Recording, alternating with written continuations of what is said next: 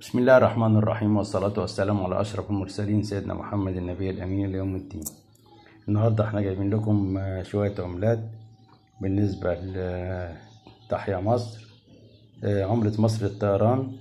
طبعا العملة دي الصك بتاعها مش كتير، المهم اللي هي من العملات برضو اللي هي تذكارية ولازم نحتفظ بيها. لكن العملة دي طبعا كلنا عارفينها، طريق الكباش بالأقصر. احتفالية طريق الكباش 25 نوفمبر 2021، مكتوب تحت الأقصر زي ما حضراتكم شايفين. وطبعا العملة دي تعتبر يعني بريفكس، ما تتداولش بيها حاجة. العملة نظيفة جدا، بتضوي بتلمع. لكن في عملة بقى معانا اللي هي دار الكتب والوثائق المصرية. العملة دي اللي هي زي ما انتم شايفين كده، ثقافة وتنوير تحت. العملة دي صعب جدا ان انت تحصل عليها، ومن العملات القليلة جدا جدا جدا. وطبعا مكتوب تحت اهو 150 عاما على انشاء دار الكتب والوثائق القومية. بالنسبة لو كملت يعني هتبقى زي ديت اللي هي 50 قرش.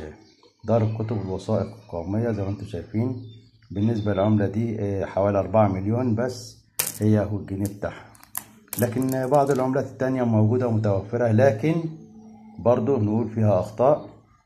بالنسبة مدينة العلمين الجديدة يا جماعة، طبعا هنا في 5 أبراج، البرجين اللي في النص في 5 شبابيك، آسف، في البرجين اللي في النص اهو زي ما انت شايف أو شايفة. العملة دي 2019 ميلادي، والعملة دي طبعا إن شاء الله تعمل تكون لها مستقبل كويس بإذن الله، بسبب الشبابيك اللي هي موجودة في الأبراج دي.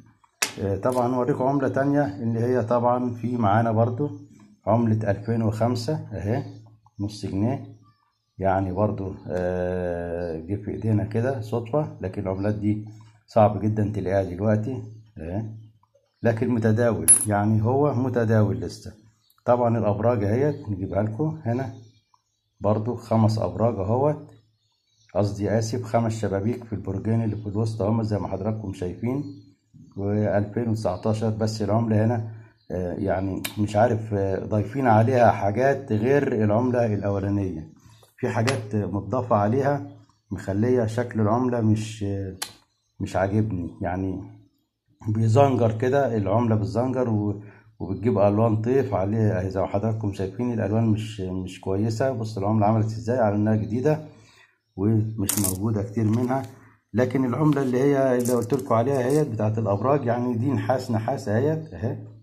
عملة جميلة جدا اهيت، ما فيهاش أي أبراج، ما فيهاش أي الألوان الطيف التاني زي التانية اهي. عملة صريحة كويسة جدا، يا ريت نشيل منها وندور على الأخطاء اللي احنا قلنا عليها بالنسبة للعملة دي. وطبعا معانا هنا طبعا المومياوات، نقل المومياوات الملكية اهي، حضراتكم شايفين اهي، واضح موكب المومياوات الملكية اهي. عملة برضو كويسة اهي، عليها تاريخ من الناحية اللي هي طبعا فيها 50 قرش هي، وكذا 3 4 عملات بس اللي موجود عليهم التواريخ من الجهة ديت. وفي واحدة فيهم حياة كريمة